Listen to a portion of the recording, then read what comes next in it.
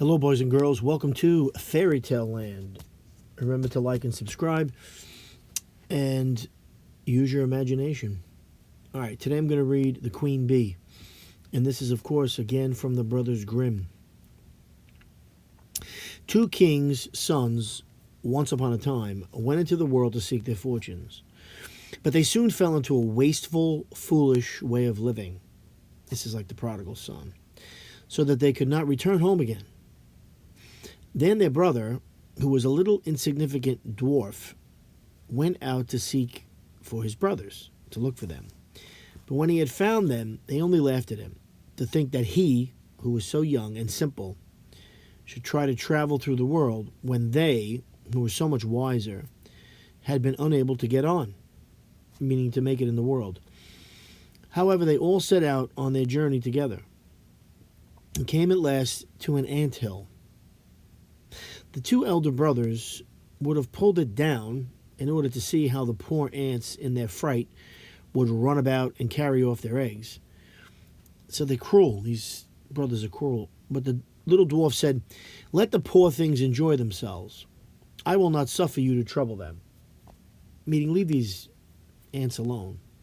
So on they went and came to a lake where many, many ducks were swimming about. The two brothers wanted to catch two and roast them, meaning eat them. But the dwarf said, "Let the poor things enjoy themselves. You shall not kill them." Sounds like a good guy, this little brother. Next they came to a bee's nest in a hollow tree, and there was so much honey that it ran down the trunk. And the two brothers wanted to light a fire under the tree, kill the bees, so as to get their honey, so they don't get stung. But the dwarf held them back and said, "Let the pretty insects enjoy themselves. I cannot let you burn them."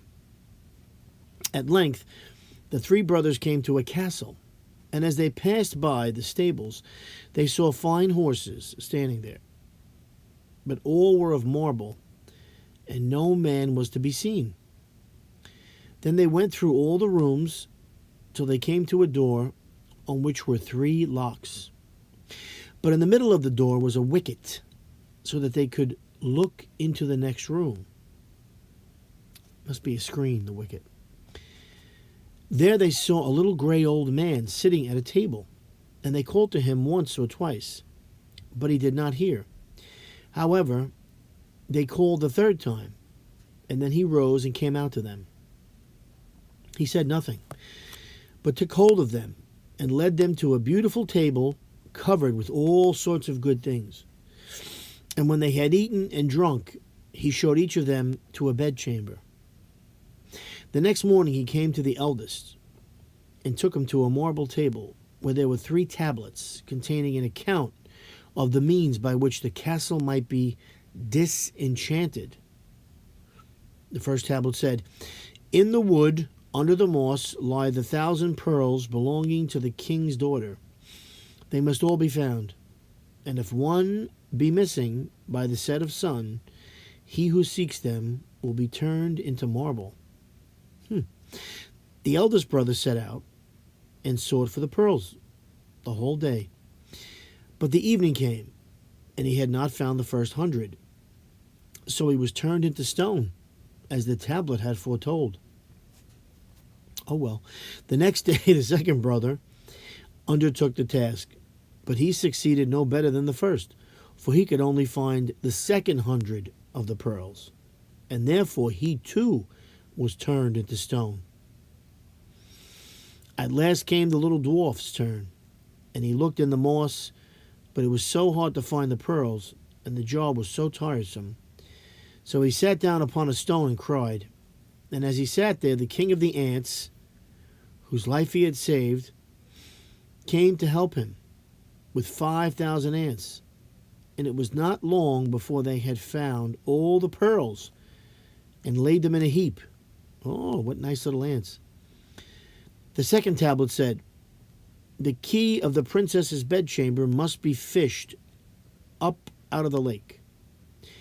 And as the dwarf came to the brink of it, he saw the 2 ducks whose lives he had saved swimming about. And they dived down and soon brought in the key from the bottom. The third task was the hardest. It was to choose out the youngest and the best of the king's 3 daughters. Now, they were all beautiful and all exactly alike. But he was told that the eldest had eaten a piece of sugar, the next some sweet syrup, and the youngest a spoonful of honey. That's what I would like. So he was to guess which it was that had eaten the honey, of course, because the honey's the best. Then came the queen of the bees. And we have to always respect the queen of the bees, who had been saved by the little dwarf from the fire. And she tried the lips of all 3. But at last she sat upon the lips of the one who had eaten the honey. And so the dwarf knew which was the youngest. Thus the spell was broken, and all who had been turned into stones awoke, meaning his silly brothers, and took their proper forms. And the dwarf's just a little person, married the youngest and the best of the princesses, and was king after her father's death. But his 2 brothers married the other 2 sisters. So they didn't make it out too bad either. The end. Boy, that was a nice story. And it really shows it pays to be nice to nature, right? The dwarf was very kind to nature. He wasn't cruel. He didn't destroy anything. We should never destroy nature. Never hurt nature, because nature's our friend. And in the end, nature may do you a favor if you're kind to nature. Why make nature your enemy, right? Why make the animals in the forest your enemy? Make them your friends. And you'll have more friends in case you need one. And I think that's the lesson here. And even though his brothers were, well, they wanted to be cruel, he stopped them. And they did all right in the end, but he did the best of all. He married the most beautiful girl, and he became a king, even though he was a little nothing. Well, I hope you enjoyed that. I did. I'll see you next time.